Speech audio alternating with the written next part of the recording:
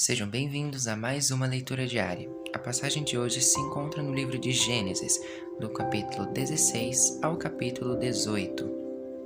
Agar e Ismael. Sarai, a mulher de Abrão, não lhe tinha dado filhos. Ela possuía uma escrava egípcia que se chamava Agar.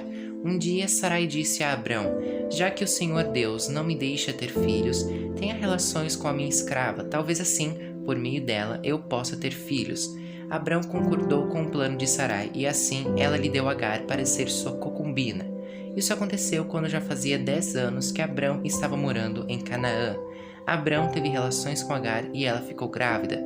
Quando descobriu que estava grávida, Agar começou a olhar com desprezo para Sarai, a sua dona. Aí Sarai disse a Abrão: "Por sua culpa, Agar está me desprezando. Eu mesma a entreguei nos seus braços e agora, que sabe que está grávida, ela fica me tratando com desprezo. Que o Senhor Deus julgue quem é culpado, se é você ou se sou eu." Abrão respondeu: "Está bem, Agar é sua escrava, você manda nela. Faça com ela o que quiser." Aí Sarai começou a maltratá-la tanto que ela fugiu. Mas o anjo do Senhor a encontrou no deserto, perto de uma fonte que fica no caminho de Sur, e perguntou: "Agar, escrava de Sarai, de onde você vem e para onde está indo?" "Estou fugindo da minha dona", respondeu ela.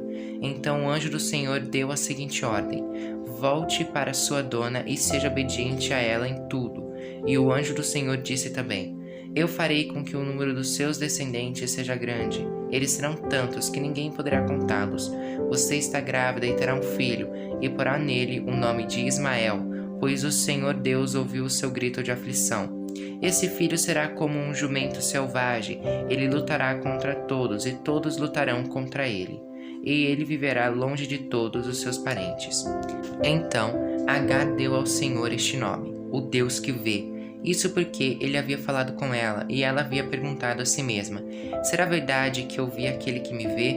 É por isso que esse poço que fica entre Cádiz e Bered é chamado de Poço daquele que vive e me vê. Agar deu um filho a Abrão e ele pôs no menino o nome de Ismael. Abrão tinha 86 anos quando Ismael nasceu. Capítulo 17. A aliança e a circuncisão.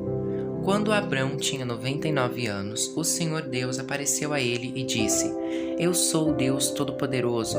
Viva uma vida de comunhão comigo e seja obediente a mim em tudo. Eu farei a minha aliança com você e lhe darei muitos descendentes." Então Abrão se ajoelhou, encostou o rosto no chão e Deus lhe disse: "Eu faço com você esta aliança. Prometo que você será o pai de muitas nações. Daqui em diante o seu nome será Abraão e não Abrão, pois eu vou fazer com que você seja pai de muitas nações. Farei com que os seus descendentes sejam muito numerosos, e alguns deles serão reis. A aliança que estou fazendo para sempre com você e com os seus descendentes é a seguinte: eu serei para sempre o Deus de você e o Deus dos seus descendentes. Darei a você e a eles a terra onde você está morando como estrangeiro.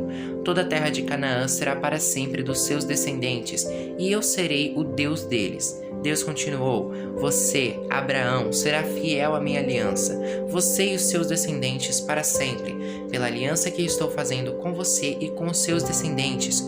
Todos os homens entre vocês deverão ser circuncidados. A circuncisão servirá como sinal da aliança que há entre mim e vocês. De hoje em diante vocês circuncidarão todos os meninos 8 dias depois de nascidos, e também os escravos que nasceram nas casas de vocês e os que foram comprados de estrangeiros.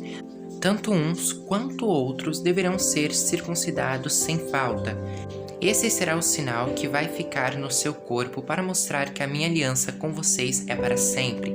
Quem não for circuncidado não poderá morar no meio de vocês, pois não respeitou a minha aliança." Depois Deus disse a Abraão: "De hoje em diante não chame mais a sua mulher de Sarai, mas de Sara. Eu a abençoarei e darei a você um filho que nascerá dela. Sim, eu a abençoarei e ela será mãe de nações, e haverá reis entre os seus descendentes." Abraão se ajoelhou, encostou o rosto no chão e começou a rir ao pensar assim: por acaso um homem de 100 anos pode ser pai? E será que Sara, com seus 90 anos, poderá ter um filho? Então Abraão disse a Deus o seguinte: "Quem dera que Ismael vivesse abençoado por ti." Mas Deus respondeu: o que eu disse foi que Sara, a sua mulher, lhe dará um filho, e você o chamará de Isaque. Eu manterei a minha aliança com ele e com os seus descendentes para sempre. Também ouvi o seu pedido a respeito de Ismael. Eu o abençoarei e lhe darei muitos filhos e muitos descendentes. Ele será pai de 12 príncipes, e eu farei com que os descendentes dele sejam uma grande nação. Mas a minha aliança eu manterei com Isaque, o seu filho, que Sara dará à luz nesta mesma época no ano que vem. Quando acabou de falar com Abraão, Deus subiu e o deixou. Naquele mesmo dia, Abraão fez como Deus havia mandado.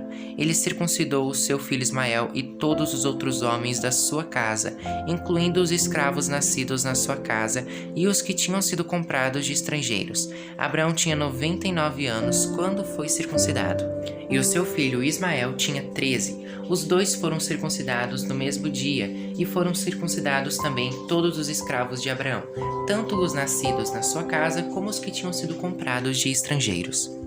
Capítulo 18. Deus promete um filho a Abraão. O Senhor Deus apareceu a Abraão no bosque sagrado de Manre. Era a hora mais quente do dia, e Abraão estava sentado na entrada da sua barraca. Ele olhou para cima e viu 3 homens de pé na sua frente. Quando os viu, correu ao encontro deles, ajoelhou-se, encostou o rosto no chão e disse: Senhores, se eu mereço a sua atenção, não passem pela minha humilde casa sem me fazerem uma visita. Vou mandar a trazer água para lavarem os pés, e depois os senhores descansarão aqui debaixo da árvore. Também vou trazer um pouco de comida, e assim terão forças para continuar a viagem. Os senhores me honrarão com a sua visita, portanto, deixem que eu os sirva. Eles responderam: Está bem, nós aceitamos. Abraão correu para dentro da barraca e disse a Sara: Depressa, pegue uns 10 quilos de farinha e faça pão. Em seguida, ele correu até onde estava o gado, escolheu um bom bezerro novo e o entregou a um dos empregados, que o preparou para ser comido. Abraão pegou coalhada, leite e a carne preparada e pôs tudo diante dos visitantes. Ali, debaixo da árvore, ele mesmo serviu a comida e ficou olhando. Então, eles perguntaram: Onde está Sara, a sua mulher? Está na barraca, respondeu Abraão. Um deles disse: No ano que vem eu virei visitá-lo outra vez, e nessa época Sara, a sua mulher, terá um filho.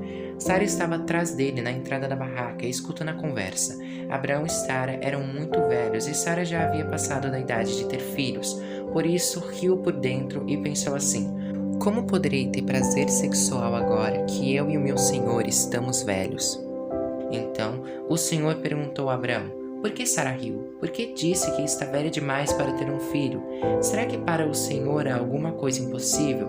Pois, como eu disse, no ano que vem virei visitá-lo outra vez, e nessa época Sara terá um filho. Ao escutar isso, Sara ficou com medo e quis negar.